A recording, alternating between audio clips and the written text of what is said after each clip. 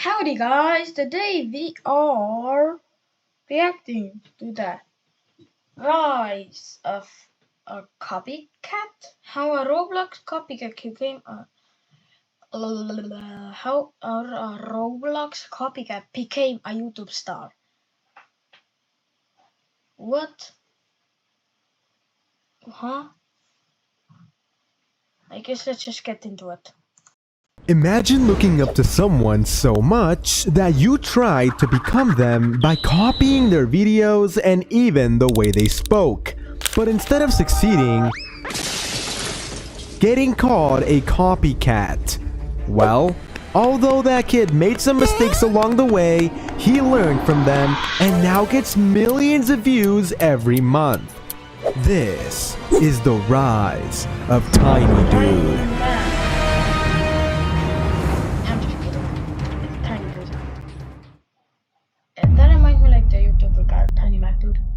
Tiny Dude, whose real name is Troy and who is currently 16 years old, lives in Cape Town in South Africa. In order to understand how he got to where he is today, let's go back to when he was just 8 years old.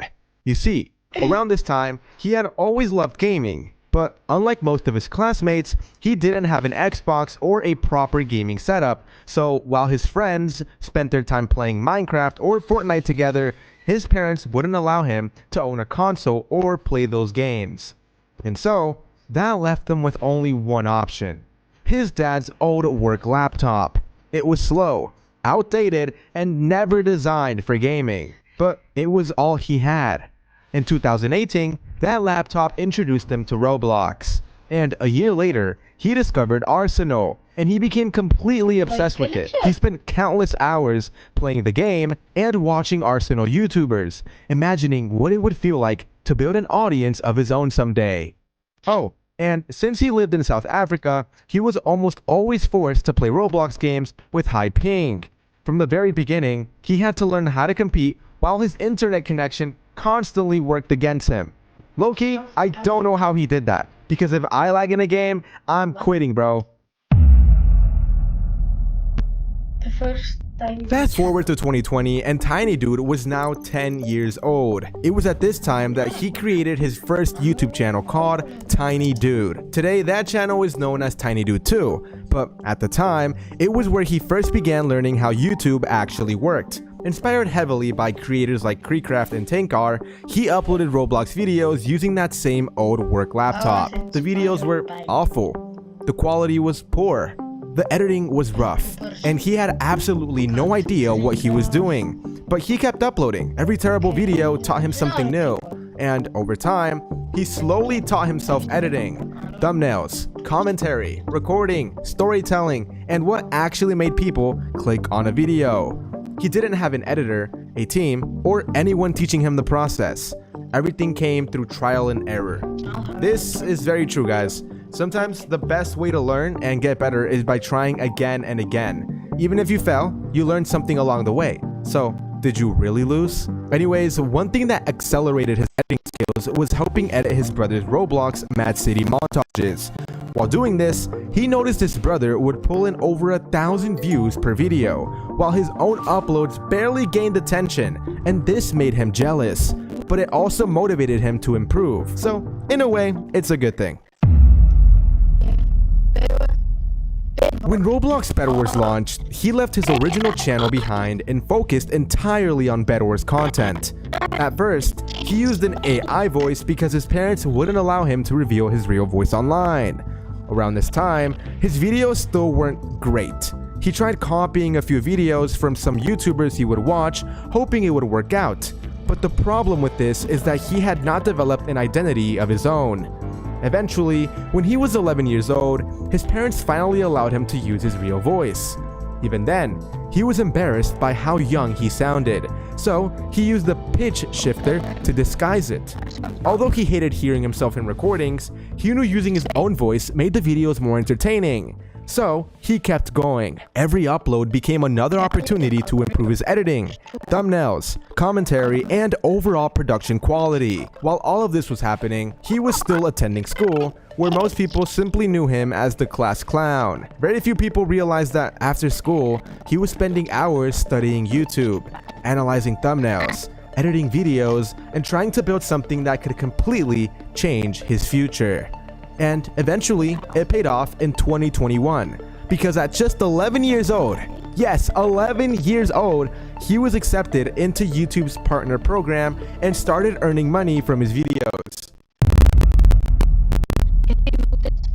At around 4,000 subscribers, something happened that seemed impossible. One of his favorite YouTubers noticed him. The creator he had looked up to for years suddenly knew who he was.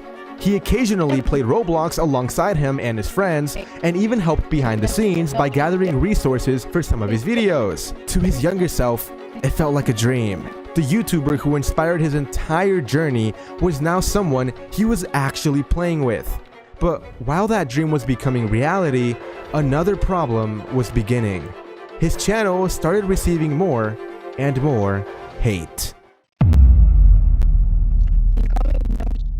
People began calling him a copy, and to be fair, they weren't entirely wrong. Since he really loved this big YouTuber, he would copy his video ideas, thumbnails, editing style, and even the way he spoke because he admired him so much. Videos exposing him and discussing the drama started appearing, and some of them gained significant views, simply because his name was attached. The criticism continued for years. Eventually, even the big YouTuber himself told him he wouldn't get very far if he continued copying him. But he didn't listen. He wanted success so badly that he convinced himself that copying the formula was the safest path forward. By the end of 2022, after saving nearly everything he had earned from YouTube, he finally bought his first gaming PC. For years, every video had been created on an aging work laptop. But now, for the first time, he finally had equipment capable of matching his ambitions. Rather than spending his YouTube earnings on normal purchases, he invested almost everything back into the channel. Better equipment, editing software, thumbnail designers, subscriptions, anything that could improve his content. Around this same time, students at school began discovering his channel. Teachers occasionally played his videos on classroom projectors, and although he had around 12,000 subscribers, he felt embarrassed watching everyone see content he remained insecure about. And I get it. I didn't feel comfortable myself until I hit 100,000 subscribers. Before that, many people I know in real life thought that my little YouTube thing was just a joke. In 2023, his idol, the big YouTuber, completely distanced himself from Tiny Dude because of a joke he later regretted, and likely because of how much of a fanboy he had become. His idol no longer wanted anything to do with him. The person who had inspired his entire YouTube journey was suddenly gone. That could have been the moment he forged his own path, but instead, he continued copying. He kept uploading Bed Wars videos, hoping that eventually something would change. When he turned 14 in November 2023, puberty completely changed his voice. After spending years sounding like a squeaker, his voice suddenly cracked so much that people joked about it. But it's fine because he found some of the jokes funny. But still, recording became difficult because he hated listening to himself. For months, his voice felt unfamiliar, and although he could have quit, he refused to stop uploading simply because he felt insecure. So he kept recording, and by early 2024, his voice had finally settled. Although his Bed Wars channel continued growing, he was beginning to lose interest in the game. Years of making the same content had become repetitive, and he knew staying comfortable forever would eventually stop his growth. In the middle of 2024, when he had around 60,000 subscribers, Roblox Rivals launched, and 10 days after release, he tried it for the very first time, and he immediately loved it. But his first Rivals videos produced mixed results. Some did reasonably well, and others completely failed.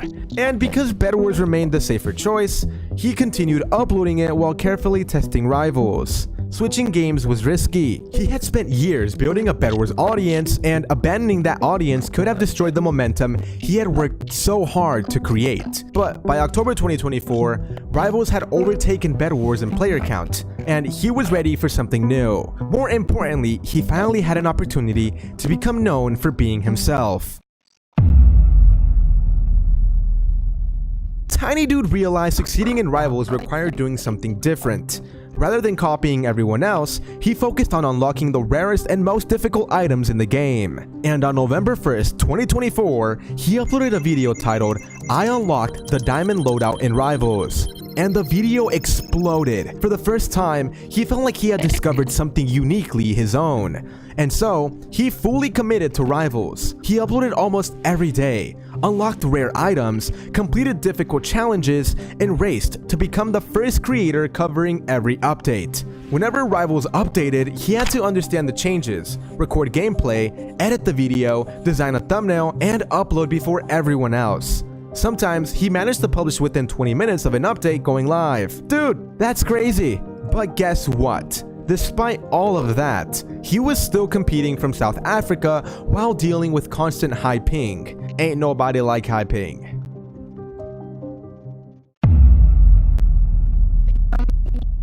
At this point, he simply wasn't trying to grow anymore. He was trying to build a brand. By consistently unlocking rare items, covering updates first, and uploading almost every day, he developed a loyal audience that kept returning for every upload. Gradually, people stopped calling him the Temu version of his idol. Instead, they finally recognized him as Tiny Dude. That meant more to him than any subscriber milestone. For years, people defined him by who he copied. Now, they watched him because of what he created. This just goes to show that although we might make mistakes in the beginning, that doesn't mean we can't change over time and become better people. In March 2025, shortly after turning 15, he finally reached 100,000 subscribers. It had taken nearly 5 years since creating Tiny Dude and around 7 years since discovering Roblox. The milestone represented years of bad equipment, embarrassing videos, failed ideas, slow growth, drama, and constant criticism. Remember, he didn't start with exceptional talent. Everything he knew now came through experience. Every failed thumbnail, every awkward recording, every disappointing upload, each one taught him how to make the next video just a little bit better. Reaching 100,000 subscribers wasn't the result of one lucky moment. It was the accumulation of thousands of small improvements that almost nobody ever noticed.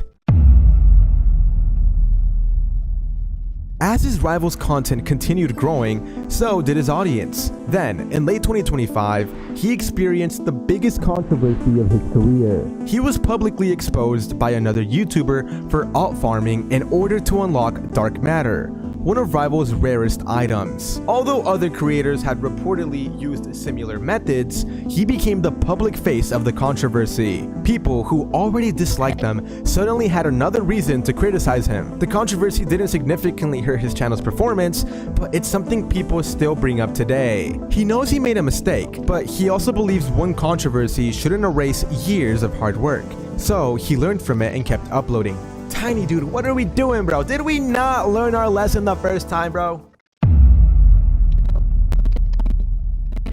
By 2026, his channel was performing better than ever, averaging around 400,000 views per video. The same kid who wasn't allowed to play Minecraft or Fortnite, who created videos on his dad's old work laptop, and who spent years being told he would never succeed by copying someone else, had finally built something entirely on his own. He achieved it while dealing with high ping in South Africa. He achieved it while attending school 5 days a week. He achieved it without a team showing him how to succeed. And he achieved it while learning in public, where every mistake could be clipped, criticized, and remembered. He didn't succeed because everything went perfectly.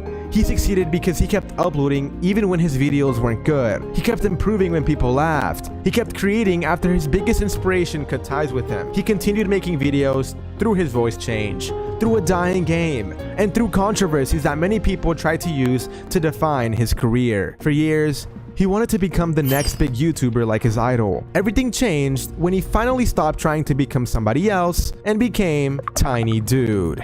Up to this day, Tiny Dude still attends school 5 days a week. In many ways, he feels like those hours slow down his upload schedule, but he continues balancing both while staying as consistent as possible. Despite the success, he still edits every single video himself. The only person who regularly helps him is his thumbnail designer. Throughout his career, he's received plenty of hate online, and that hasn't disappeared. He doesn't believe most of it is deserved, but online communities often choose one person to criticize, and many times that person has been him. Fortunately, he's also built an extremely supportive community that continues to encourage him, even if a smaller group dislikes him, regardless of what he does. Looking back, his journey perfectly demonstrates the idea that practice makes perfect, especially when it comes to creating Roblox videos. His oldest uploads weren't the best, but anyone can clearly see the steady improvement in his editing, storytelling, thumbnails, and overall production quality as the years went on. And unlike many creators, he has never deleted old videos out of embarrassment. He keeps them public because they remind both himself and others just how far he's come. Like mentioned before, he wasn't naturally talented. Everything he knows today came from years of practice, consistency, experimentation, and learning from mistakes. And he's simply proud of the progress he's made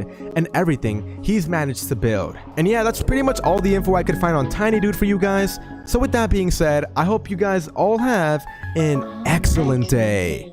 Alright, Tiny Dude, if you could give one piece of advice to everyone watching this video right now, what would it be?